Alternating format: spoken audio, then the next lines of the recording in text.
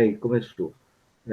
Primeiramente, então, queria agradecer pela sua entrevista ao projeto de extensão Memórias da Pandemia, Ações e Reflexões na Escola Básica do Norte Pioneiro, do Paraná, e que é coordenado pelo professor Luiz Antônio, que é membro do mesmo colegiado que pertence, o Colegiado de Pedagogia em Cornélio Procópio. Agradeço em nome dele por participar dessa entrevista. De início, só lembrando novamente, perguntando se você autoriza o uso da imagem para a divulgação do projeto de extensão, que é necessário. Obrigado. Poderia se identificar em termos de docente, instituição, cargo, função, disciplina, e o cargo de gestor no Sindipro-Aduel? Meu nome é Ronaldo Gaspar, sou professor do Departamento de Ciências Sociais da Universidade Estadual de Londrina, sou da área da ciência política, ministro de disciplinas nesta área, né? Produção à ciência política e outras, e atualmente estou no segundo mandato como presidente do Sindipro-Aduel, que é uma seção sindical do ANDE Sindicato Nacional. Ok. Como é que a pandemia da Covid-19 afetou as atividades da instituição de ensino em que você trabalha?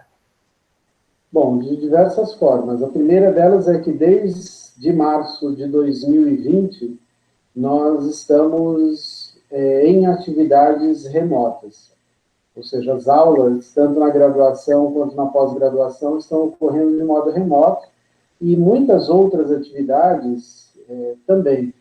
Poucas atividades, apenas aquelas que não é possível a utilização deste modo remoto, é que estão ocorrendo na universidade. O atendimento das secretarias é bastante intermitente. De qualquer modo, afetou duramente a vida de todos nós e os estudantes, né, como há mais de um ano não frequentam praticamente a universidade, e isso tem trazido uma série de dificuldades para o cotidiano das atividades de ensino, assim como de pesquisa e de extensão. Ok. O Sindipro-Aduel adotou algum tipo de política de defesa dos associados, professores, em geral, diante da pandemia? Veja, o Sindipro-Aduel, junto com as outras seções sindicais aqui do Paraná, bem como por intermédio do FES, que é o Fórum das Entidades Sindicais, tem feito aquilo que é possível para a defesa dos interesses dos seus associados.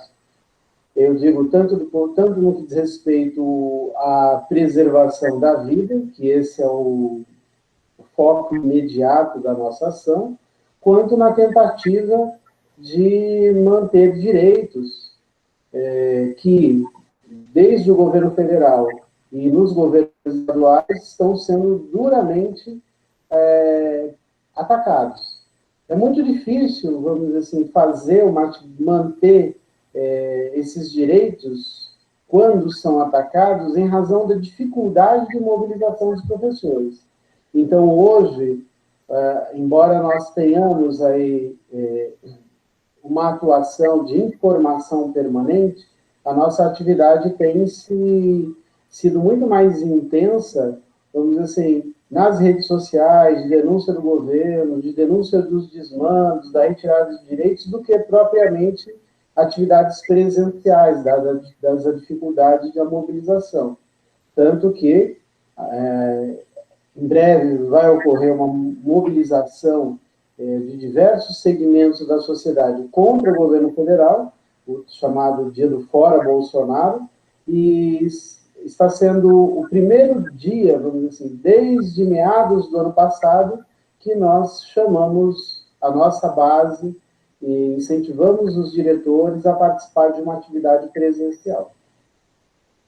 Então, essa atividade é amanhã, no sábado, né, dia 29? Exatamente. Aqui em Londrina vai ser na Concha Acústica. Exatamente. Amanhã às 17 horas na Concha Acústica. Entendi. Você já tinha experiência com ensino remoto anteriormente, Ronaldo? Não tinha. Neste momento, este momento da pandemia é o primeiro no qual eu tenho desempenhado atividades por meio deste formato, melhor, neste formato. E eu digo para você, tem sido uma experiência não muito agradável e nem vejo como muito promissora. Quais foram as adaptações necessárias para passar do ensino presencial para o remoto que você teve que realizar? Olha, primeiro eu tive que fazer uma reorganização aqui em casa da distribuição do escritório. Segundo, tive que me, vamos dizer assim, dotar de meios que antes eu não tinha. Antes eu utilizava algum computador, aí eu tive que comprar uma tela de computador, tive que comprar um outro teclado para poder reorganizar e ficar com mais de uma tela. O excesso de reuniões também tem tornado o cotidiano muito cansativo. Mas no que diz respeito às aulas especificamente, tenho tentado fazer com que o formato da aula presencial, de algum modo, se enquadre no formato do modo remoto. Mas isso é muito difícil, né? Porque são formas bastante diferentes. O fato de não ter a interação, de não ter resposta imediata dos estudantes, o fato de não ter o gestual, que é comum numa sala de aula, que permite um certo tipo de diálogo com o estudante, a falta de percepção da receptividade do discurso para os estudantes, tendo em vista que muitos deles ficam com as câmeras fechadas durante a aula, tudo isso traz muitas dificuldades e torna o ensino remoto muito menos eficiente, muitíssimo menos eficiente do que o ensino em modalidade presencial. Entendi. Uma outra questão, você alternou a forma de avaliar o desenvolvimento, aquisição de conteúdo, a forma de aplicar as provas de trabalhos? Sim, geralmente durante o ensino presencial, eu dava provas para os estudantes, ao menos duas provas,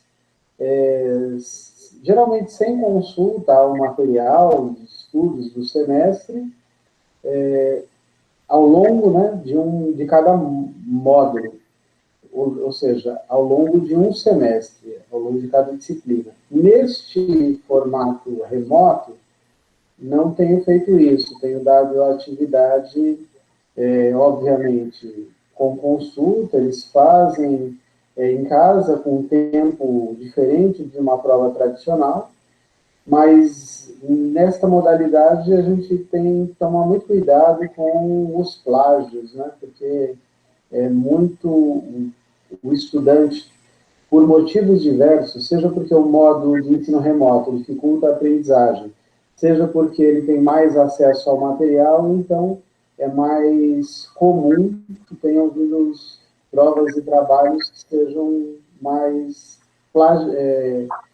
representam um percentual, melhor, contém um percentual muito maior de cópia, de plágio, do que em outro formato de atividade, quando tem ensino presencial. Uma última questão para você. Como você acha que essa experiência coletiva vai impactar o futuro da educação na pós-pandemia? Olha, a meu ver, vai depender da correlação de forças que os trabalhadores e as classes dominantes sairão desse processo. Porque o interesse das classes dominantes, obviamente, é reduzir os custos dos processos educacionais.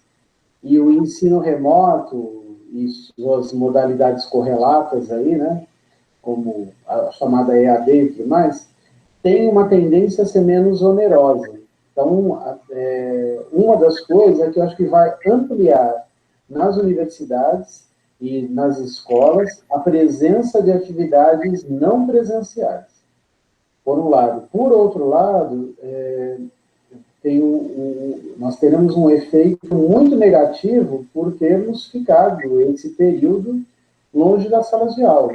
Então, eu digo efeito negativo na aprendizagem dos estudantes. Então, eu imagino que os anos subsequentes serão anos nos quais terá que haver um esforço muito grande para fazer a recuperação daquilo que não foi adequadamente aprendido nesse período de pandemia. Agora, é importante lembrar que os problemas educacionais são muito mais abrangentes do que esse, e que, neste momento, em que pese todos os aspectos negativos do ensino remoto, o primordial é a priorização da vida.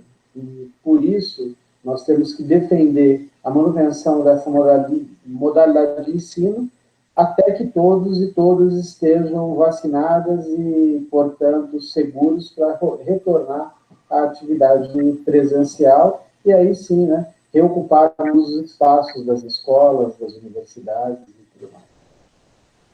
Ok. Eu queria agradecer, finalizando, agradecer a sua participação e o depoimento prestado aqui ao projeto de extensão. Muito obrigado, professor Ronaldo. Eu que agradeço, Celso, a lembrança, o convite e um trabalho para vocês. Um obrigado.